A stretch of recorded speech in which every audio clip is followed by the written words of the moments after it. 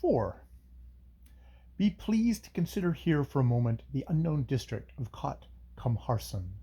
It lay cut lengthwise by the Indus under the line of the Kursk hills, ramparts of useless earth and tumbled stone.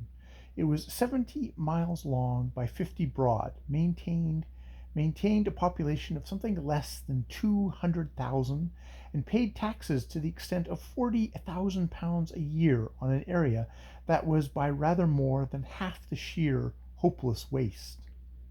The cultivators were not gentle people, the miners for salt were less gentle still, and the cattle breeders least gentle of all.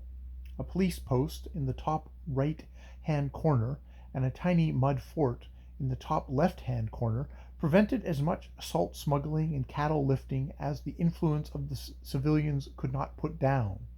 And in the bottom right-hand corner lay Jumala, the district headquarters, a pitiful knot of lime-washed barns, fatuously rented as houses, reeking with frontier fever, leaking in the rain, and ovens in the summer. It was to this place that Grish Chunder Dey was traveling, there formally to take over charge of the district. But the news of his coming had gone before. Bengalis were as scarce as poodles among the simple borderers, who cut each other's heads open with their long spades and worshipped impartially at Hindu and Mohammedan shrines. They crowded to see him, pointing at him and diversely comparing him to a gravid milch buffalo or a broken-down horse, as their limited range of metaphor prompted. They laughed at his police guard, and wished to know how long the burly Sikhs were going to lead Bengali apes. They inquired whether he had brought his women with him, and advised him explicitly not to tamper with theirs. It remained for a wrinkled hag by the roadside to slap her lean breasts as he passed, crying, "I have suckled 6 that have eaten 6,000 of him. The government shot them, and made that, a king." Whereat a blue-turbaned, huge-boned plough-mender shouted, "Have hope, mother o' mine, he may yet go the way of thy wastrels." And the children, the little brown puffballs, regarded curiously. It was generally a good thing for infancy to stray into Orb Sahib's tent, where copper coins were to be won for the mere wishing, and tales of the most authentic, such as even mothers knew but the first half of, no, this fat black man could never tell them how Peer Perth hauled the eye teeth out of 10 devils, how the big stones came to lie all in a row on top of Kushra hills, and what happened if you shouted through the village gates to the grey wolf at even Baldas is dead.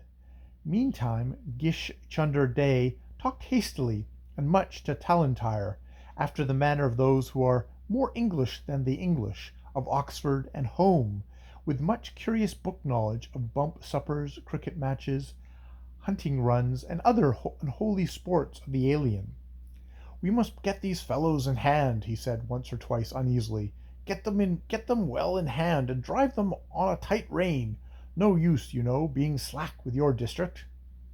And a moment later Talentire heard Dey Benda Nath Dey, who brotherly wise had followed his kinsman's fortune and hoped for the shadow of his protection as a pleader, whisper in Bengali, "Better a dried fish at Dhaka than drawn swords at Delhi.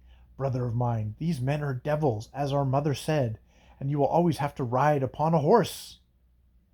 That night there was a public audience in the broken-down little town 30 miles from Jumala, when the new deputy commissioner, in reply to the greetings of the subordinate native officials, delivered a speech. It was a carefully thought-out speech, which would have been very valuable had not his third sentence begun with 3 innocent words, "Harama hukum hai, it is my order." Then there was a laugh, clear and bell-like, from the back of the big tent, where a few borderland holders sat, and the laugh grew, and scorn mingled with it, and the lean, keen face of Nabenda Nath Dey paled, and Grish Chunder, turning to Talentire, spake, You put up this arrangement." Upon that instant the noise of hoofs rang without, and there entered Kurbar, the district superintendent of police, sweating and dusty. The state had tossed him into a corner of the province for 17 weary years, there to check smuggling of salt and to hope for promotion that never came. He'd forgotten how to keep his white uniform clean, and had screwed rusty spurs into patent leather shoes, and clothed his head indifferently with a helmet or a turban. Soured, old, worn with heat and cold, he waited till he should be entitled to sufficient pension to keep him from starving. "Talentire," he said, disregarding Grish Chunder Day, "come outside. I want to speak to you." They withdrew. "It is this," continued Kurbar. "The Kushra Kale have rushed and cut up a half-dozen of the coolies on Ferris's new canal embankment, killed a couple of men, and carried off a woman. I wouldn't trouble you about that. Ferris is after them, and Hugonin, my assistant, with 10 mounted police. But that's only the beginning, I fancy. Their fires are out on Hashan Arab Heights, and unless we're pretty quick, there'll be a flare-up all along our border. They're sure to raid the 4 Kushru villages on our side of the line. There's been bad blood between them for years, and you know that the blind mullah has been preaching a holy war since Orr went out. What's your notion?" "Damn," said Talentire thoughtfully. "They've begun quick. Well, it seems to me that I'd better ride off to Fort Zyar and get what men I can to picket among the lowland villages, if it's not too late. Tommy Dodd commands at Fort Zyr, I think. Ferris and Hogonan ought to teach the canal thieves a lesson, and... No, we can't have the head of police ostentatiously guarding the treasury. You go back to the canal. I'll wire Bullows to come to Jumala with a strong police guard and sit on the treasury. They won't touch the place, but it looks well." I insist upon knowing what this means," said the voice of Deputy Commissioner, who had followed the speakers. "Oh," said Kubar, who, being in the police, could not understand that 15 years of education must, on principle, change the Bengali into a Briton. "There's been a fight on the border, and heaps of men are killed. There's going to be another fight, and heaps more will be killed." "What for?" "Because the teeming millions of this district don't exactly approve of you, and think that under your benign rule they are going to have a good time. It strikes me that you had better make arrangements. I act, as you know, by your orders. What do you advise?" I take you all to witness that I am not yet assumed charge of the district," stammered the deputy commissioner, not in the tones of the more English. "Ah, I thought so. Well, as I was saying, Talentire, your plan is sound. Carry it out. Do you want an escort?" "No, only a decent horse. But how about wiring to the headquarters?" "I fancy from the color of his cheeks that your superior officer will send some wonderful telegrams before the night's over. Let him do that, and we shall have half the troops of the province coming up to see what's the trouble. Well, run along, and take care of yourself. The Kushru Kiel jab upwards from below, remember. Ho, Mir Khan, give Talantir Sahib the best of the horses, and tell 5 men to ride to Jumala with the Deputy Commissioner Sahib Banduar. There is a hurry towards." There was, and it was not in the least bettered by Dembra Nath Day clinging to a policeman's bridle and demanding the very shortest way to Jumala. Now originality is fatal to the Bengali. Devendra Nath should have stayed with his brother, who rode steadfastly for Jumala on the railway line, thanking gods entirely unknown to the most Catholic of universities that he had not taken charge of the district, and could still, happy resource of a fertile race, fall sick. And I grieve to say that when he reached his goal, 2 policemen, not devoid of rude wit, who had been conferring together as they bumped in their saddles, arranged an entertainment for his behoof. It consists of first one and then the other entering his room with prodigious details of war, the massing of bloodthirsty and devilish tribes, and the burning of towns. It was almost as good, said these scamps, as riding with Kubar after the evasive Afghans.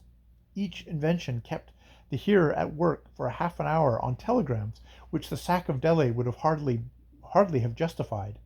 To every power that could move a bayonet or transfer a terrified man, Grish Chunder appealed telegraphically. He was alone, his assistants had fled, and in truth he had not taken over charge of the district. Had the telegrams been dispatched, many things would have occurred, but since the only signaller in Jumala had gone to bed, and the station master, after one look at the tremendous pile of paper, discovered that railway regulations forbade the forwarding of imperial messages, policemen Ram Singh and Nial Singh were fain to turn the stuff into a pillow and slept on it very comfortably. Tallentire drove his spurs into his rampant skewbald stallion with china blue eyes, and settled himself for 40 miles ride to Fort Ziar. Knowing his district blindfold, he wasted no time hunting for short cuts, but headed across the richer grazing ground to the fort where Ord had died and been buried. The dusty ground deadened the noise of his horse's hoofs. The moon threw a shadow, a restless goblin, before him, and the heavy dew drenched him to the skin. Hillock scrub that brushed against the horses' bellies, unmetalled road where the whip-like foliage of the tamarask lashed his forehead, illimitable levels of lowland furred with bent and speckled with drowsing cattle, waste and hillock anew dragged themselves past, and the skewbald was laboring in the deep sands of the Indus ford. Tallentire was conscious of no distinct thought, till the noise of the dawdling ferryboat ground on the farther side, and his horse shied snorting at the white headstone of Ord's grave. Then he uncovered, and shouted that the dead might hear, "They're out, old man! Wish me luck!" In the chill of the dawn he was hammering with his stirrup iron at the gate of Fort Zaire, where 50 sabres of that tattered regiment, the Baluch Bishalakis, were supposed to guard Her Majesty's interests along a few hundred miles of border. This particular fort was commanded by a subaltern, who, born of the ancient family of the Durutlis, naturally answered to the name of Tommy Dodd. Him Tallentire found robed in a sheepskin coat, shaking with fever like an aspen, and trying to read the native apothecary's list of invalids. "So you've come too," said he. "Well, we're all sick here, and I don't think I can horse 30 men, but we're blessed willing. Stop, does this impress you as a trap or a lie?" He tossed a scrap of paper to Tallentire, on which was written, painfully crabbed Gurkhamagin. "We cannot hold young horses. They will feed after the moon goes down in the 4 border villages issuing from the Jungala Pass on the next night. Then in English round hand, your sincere friend." "Good man," said Tallentire. "That's Codadan Khan's work. I know it. That's the only piece of English he could ever keep in his head, and he's immensely proud of it. He is playing against the blind mullah for his own hand, the treacherous young ruffian. Don't know the politics of the Kushrake, but if you're satisfied, I am. That was pitched in over the great's head last night, and I thought we might pull ourselves together and see what was on. Oh, but we're sick with the fever here, and no mistake. Is this going to be a big business, you think?" said Tommy Dodd. Tallentire gave him briefly the outlines of the case, and Tommy Dodd whistled and shook his with fever alternatively.